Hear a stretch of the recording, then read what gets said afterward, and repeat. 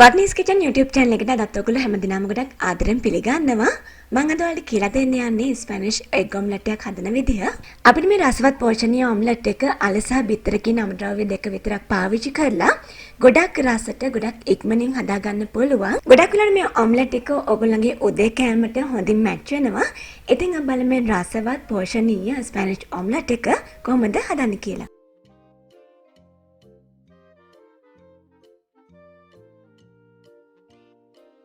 මේ ඔම්ලට් එක හදාගන්න මම අරගෙන තියෙනවා සුද්ධ කරගත්තේ මධ්‍යම ප්‍රමාණයේ අලගිරි 3ක් සාමාන්‍ය මෙතන ග්‍රෑම් 400ක් වගේ තියෙනවා. මම මුලින්ම කරන්නේ ග්‍රේට් එකේ මේ වගේ ටිකක් ලොකු හිල් තියෙන පැත්තේ මේක මේ විදිහට ග්‍රේට් කරගන්නවා. ඉතින් ඔයාලට මේක ග්‍රේට් එකක් නැතුව පිහියකින් උනත් ගොඩක් හේනියෙන් ලියා ගන්න පුළුවන්. කොහොම කරත් කමන්න ඉක්මනින් තැම්බෙන විදිහට ලියා ගන්න. ඉතින් ඔයා අද නම් මොනවට මගේ වීඩියෝක් බලන්න ඔයගොඩක් ආදරෙන් මගේ channel එකට පිළිගන්නවා. ඒ වගේම ඔයා මාව තම subscribe කරන්න විතරක් මේ වීඩියෝ එකට පළවෙනි දේ රතුපාට subscribe button එක සහ ඒ ළඟින්ම තියෙන පුංචි bell icon එක click කරන්න. එතකොට ඔයගොල්ලන්ට මේ වගේ අලුත් වැදගත් වීඩියෝස් මිස් වෙන්නේ නැතුව නරඹන්න පුළුවන්.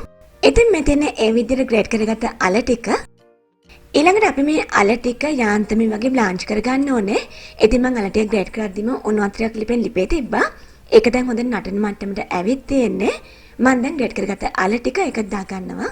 ඔයාලට අල ටික මේ විදිහට හම්බනා වෙනුවට ඕන්නම් පෑන් එකකට ඔයිල් ටිකක් දාලා අල ටික එකක් දාලා චුට්ට වෙලාවක් බැදලා ගන්න පුළුවන්. එතකොට යාන්තමින් තැම්බෙනවා. මෙතනදී අල ගොඩාක් හොඳින් තැම්බෙන්න ඕනේ නැහැ. මොකද ඔම්ලට් එක හදාදී තැම්බෙනවා. ඒ නිසා යාන්තමින් තැම්බෙන මට්ටමට ආවට පස්සේ ලිපෙන් ඉවත් කරලා මේ වගේ වතුර ඉවත් කරගන්න. ඊළඟට මේ අලවල තියෙන වතුර හොඳින් පෙරලා ඉවත් කරගන්න ඕනේ.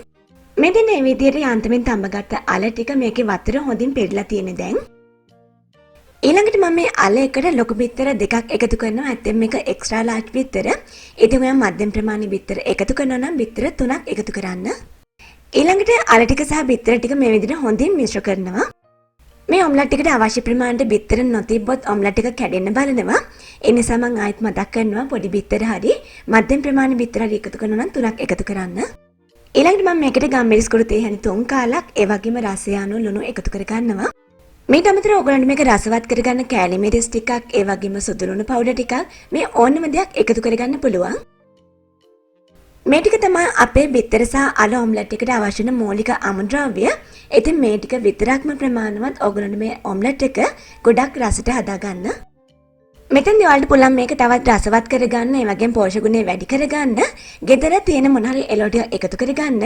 මම මෙතනදී තක්කලි ගෙඩි භාගයක්, ඒ වගේම ලුණු ගෙඩි කාලක්, ඊට අමතරව ලුණු ගස් දෙකක් හිණියෙන් ලියලා එකතු කරනවා.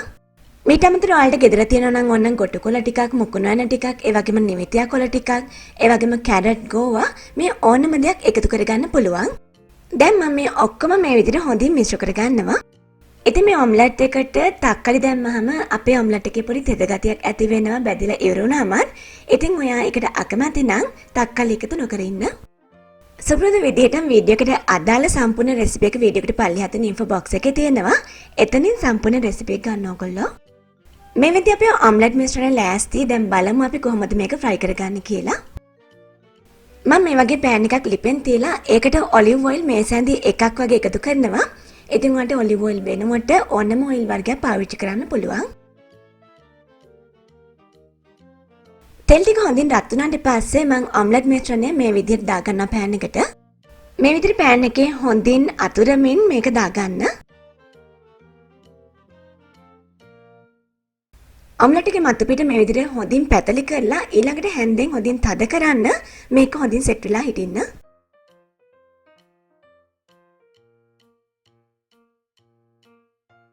දැන් මේක මේ විදිහට උඩින් වහලා විනාඩි 2ක් විතර හොඳින් බැදෙන්න ඉඩ හරින්න. ඒ අතර මේ විදිහේ චුට්ටක් සොලවන්න මොකද එකම තැන තියදී පිච්චෙන්න පුළුවන් අඩිය. ලිපේ ගින්දර ගොඩක් අඩු මට්ටමේ තියාගන්න. ඔම්ලට් එකේ උඩ පැත්තත් මේ විදිහට හොඳින් වීලි කතියට ආවට පස්සේ අපි මේක අනිත් පැත්ත හරව ගන්න ඕනේ. මම එකට මේ වගේ පෑන් එකක් තමයි පාවිච්චි කරන්නේ. ඉතින් ඔයාලට මේක ප්ලේට් එකක් තියලා උනත් කරගන්න පුළුවන්. ඔයාලා මේක හැන්දෙන් පෙරලන්න යන්න එපා. මොකද ඔම්ලට් එක කැඩෙන්න පුළුවන්. ඔයාලත් මම වගේ මේ විදිහට පෑන් එකකට නම් මාරු කරගත්තේ ඔම්ලට් එක ඔයාලට මේ විදිහට අනිත් පැත්ත පිච්චෙන්න ඉඩ හරින්න පුළුවන්. එහෙම නැත්නම් ඔයගොල්ලෝ ප්ලේට් එකකට මාරු කරගත්තා නම් මෙන්න මේ විදිහට ආයෙත් පෑන් එකට මාරු කරගන්න.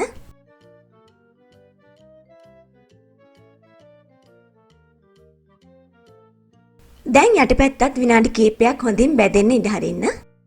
විනාඩි 2කින් වගේ පස්සේ මම ඔම්ලට් එක ආයෙත් අනිත් පැත්ත හරවලා බලනවා හොඳින් පිච්චිලාද කියලා. ඉතින් හොඳින් පිච්චිලා නිසා දැන් මම මේක ලිපෙන් ඉවත් කරගන්නවා. මේ තියෙන්නේ අපේ රසවත් egg and potato omelette එක. ඉතින් ඔයාලට පේනද ඒක හරිම ලස්සන පෙනුමකට තියෙනවා කියලා. ඔයාලට මම මේකෙන් කැල්ලක් කපලා පෙන්නන්නම් ඇතුළ කොහොමද තියෙන්නේ කියලා. ඔයාලට මේ ඔම්ලට් එක තවත් රසවත් කරගන්න ඕන නම් මොසරෙලා චීස් ටික ඒ වගේ දෙයක් උනත් එකතු කරගන්න පුළුවන්. එතකොට තවත් රසයි. ඔයාලට පේනද ඔම්ලට් එකේ ඇතුළත් හොඳින් තැම්බිලා හොඳ ලස්සනට තියෙනවා කියලා. සාමාන්‍ය මේක 3 දෙනෙකුට වගේ හොඳටම ප්‍රමාණවත්. ඉතින් ඔයාලත් අනිවාර්යෙන් මේ රසවත් ඔම්ලට් රෙසිපි එක try කරලා බලන්න. ඒ වගේම තවත් කෙනෙක්ට බලන්න මේ වීඩියෝ එක share කරන්න. අපි මේ වගේ තවත් අලුත් වැදගත් රසවත් වීඩියෝ එකකින් ආයේ හම්බ වෙමු.